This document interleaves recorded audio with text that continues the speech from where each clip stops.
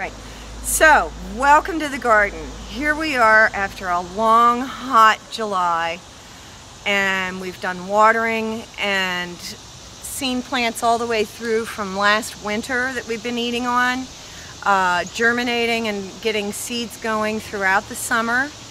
And now we have basically mass sort of chaos. But what I want to sit here and show you are a couple things that are going on that you'll keep in mind in your own garden.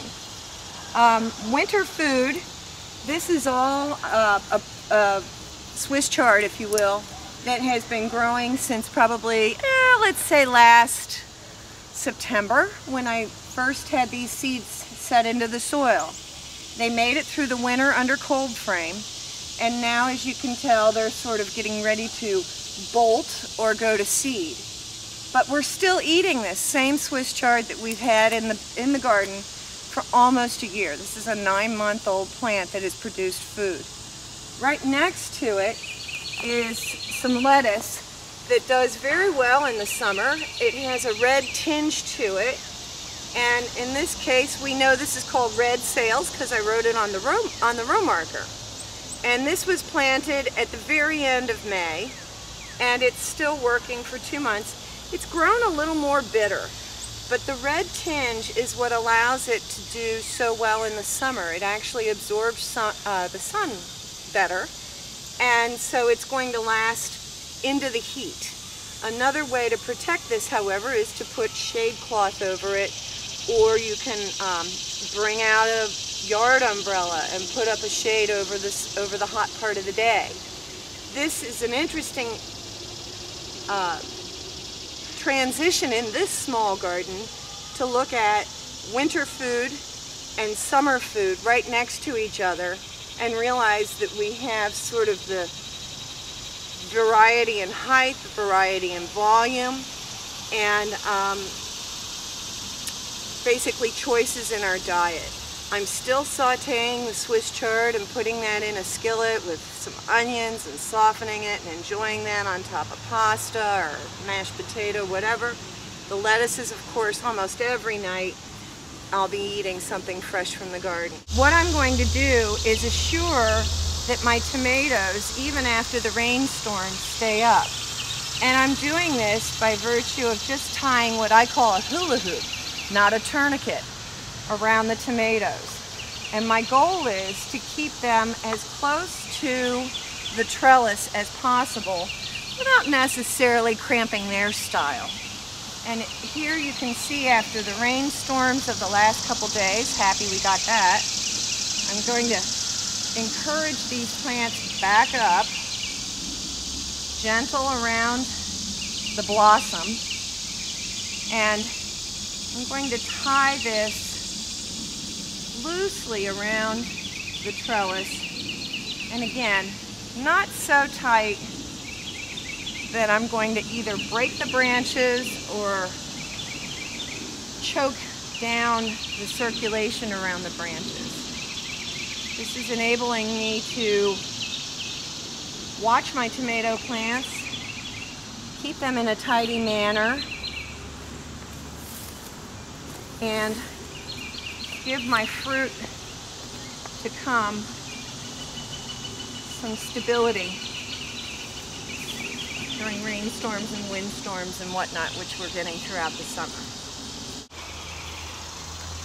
The thing I like about this raffia is it's already cut to length. I usually, when I use a spool of twine, probably only cut about 30 inches to bring these things up.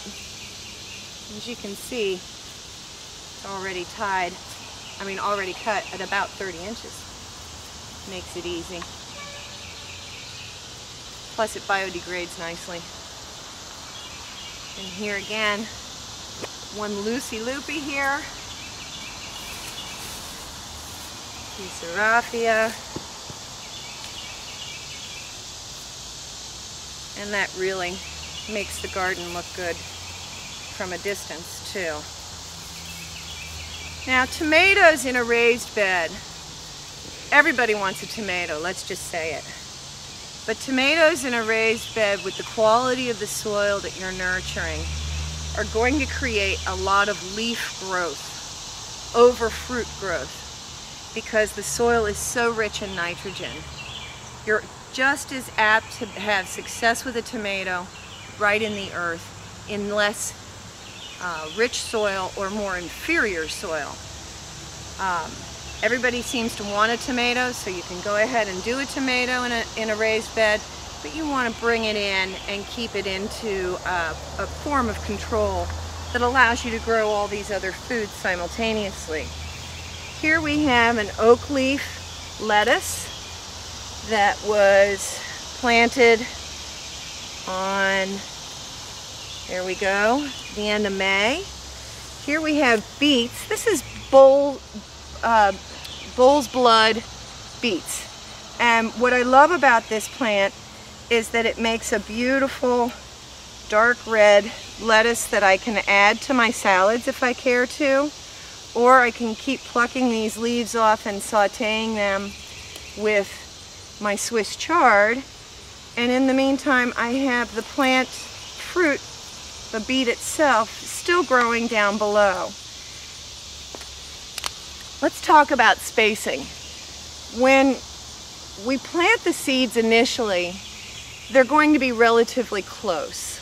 In order for a beet or a carrot or an onion, as examples, to size up or to get big shoulders, to shoulder up actually, we need to go ahead and thin. In the example of the beets, we can see here that these three are very close to each other. What I'd like to do is take one out, the little one, and leave this one to get larger.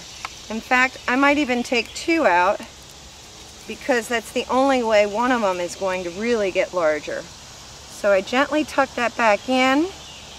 That beet will be left to mature, and in the meantime I'll enjoy these as a green in something this evening that I'll make on our dinner and get that benefit of the color, the flavor, and nutrition of the beets.